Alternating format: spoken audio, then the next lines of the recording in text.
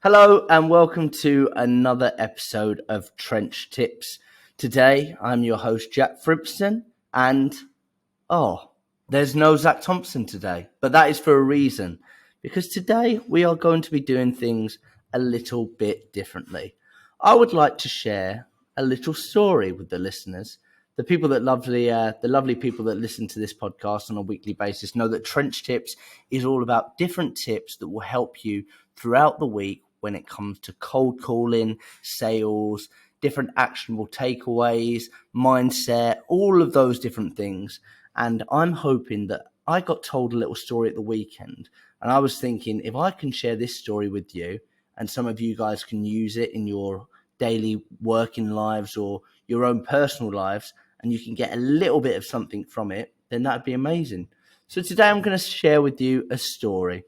So I hope that you can put this on when you're getting cuddled into bed.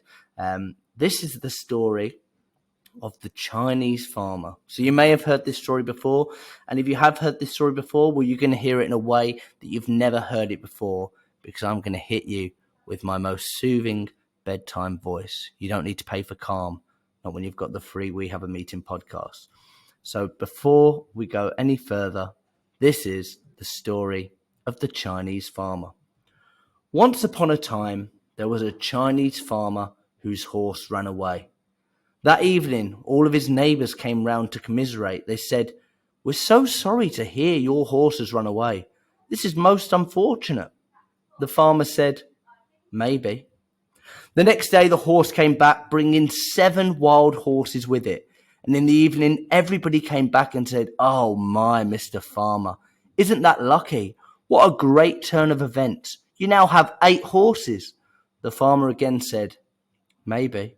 I don't know why he was saying maybe. That was a fact. Anyway, the following day, his son tried to break one of the horses.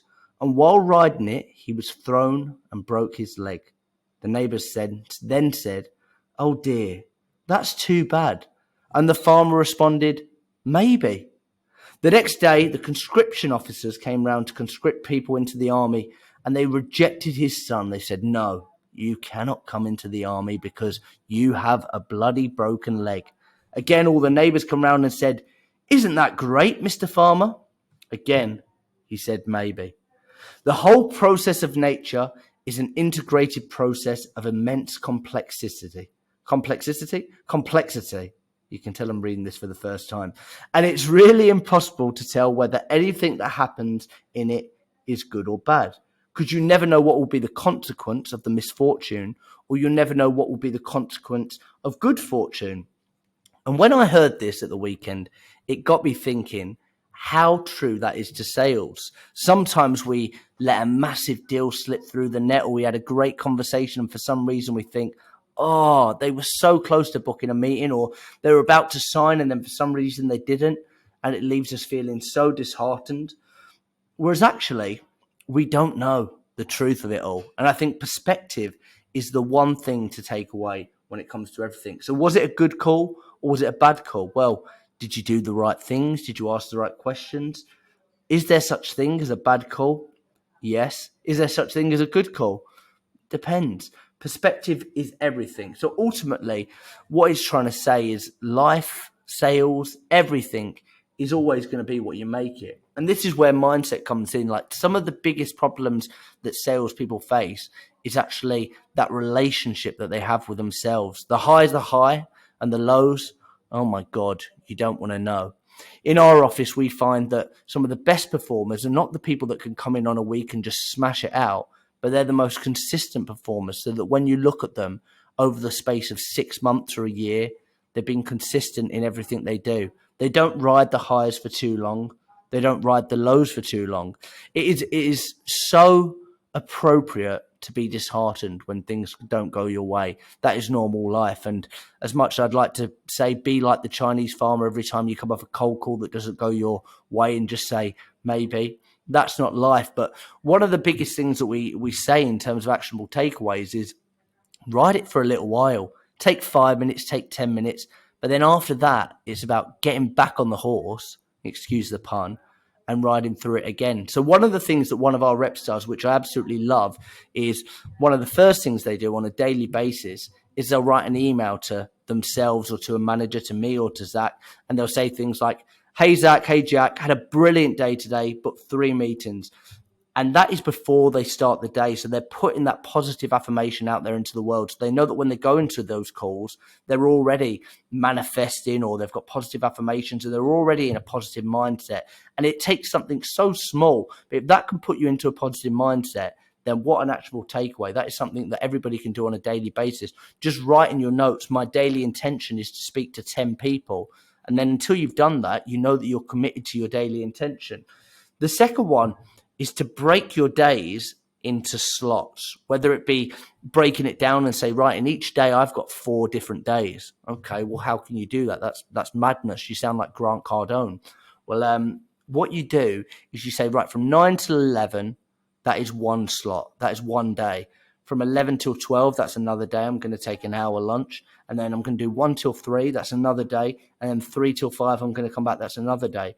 When things don't go your way in the first day, okay, that's fine. That's the first slot. I can put it to bed. Just that shift in perspective by breaking it up, rather than saying, right, oh, well, nothing happened 9 to 11. This is going to be the worst day of my life. This is a bad day. You're deleting everything and you're framing it in your way. Right, that slot didn't work for me, but I know that this next slot is going to be totally, totally different. So breaking things down into different sections and saying, right, I'm just going to focus on this for the next hour. If I don't get to where I want to be, that's fine. I'm going to take a break. I'm going to go outside. I'm going to speak to somebody. I'm going to listen to a podcast or watch a YouTube video about cold calling. I'll ask for feedback on one of my calls. And then from there, I'm going to move on.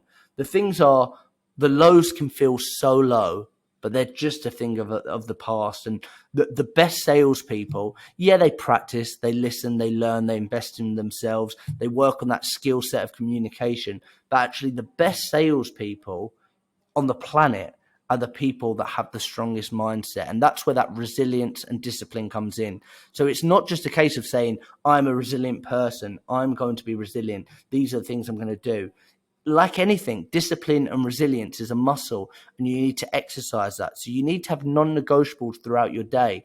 And just by splitting your day into different sections and saying, right, okay, that didn't work for me, but now I'm going to move on and I'm going to focus on this next one, you'll start to see an improvement in the way your mind works. And if you do this over the space of 21 days, I'm not going to give you all the Stephen Bartlett nonsense about mindset and things like that. But if you put these things into a routine and they start to become a habit, you'll be so surprised at how your mindset changes with it. And then automatically, you won't be focusing on the lows. You won't be riding the highs for too high. You'll just be consistent. And that's where the best salespeople are. So that is this week's Trench Tips. It's only short. I told you it was a bedtime story. For all you guys listening up, we've seen a big increase in the numbers recently, so thank you so much. If you do want to like, subscribe, anything that a YouTuber might say on his YouTube videos, I'm not too down with the kids, but if you want to leave a review, or if there's something that you'd actually like us to say, right, we're going to break this down for you in an episode of Trench Tips, or if there's any guests that you'd like for us to get on the podcast, reach out to us on LinkedIn, send us a message and say, I've been listening to the podcast, really enjoy it. I was wondering if you could do an episode on insert topic, and we'll break it down. We'll kind of give you as many actionable takeaways as we can, and we hope that it can help you guys. So thank you once again for listening. My name's Jack, and this has been Trench Tips.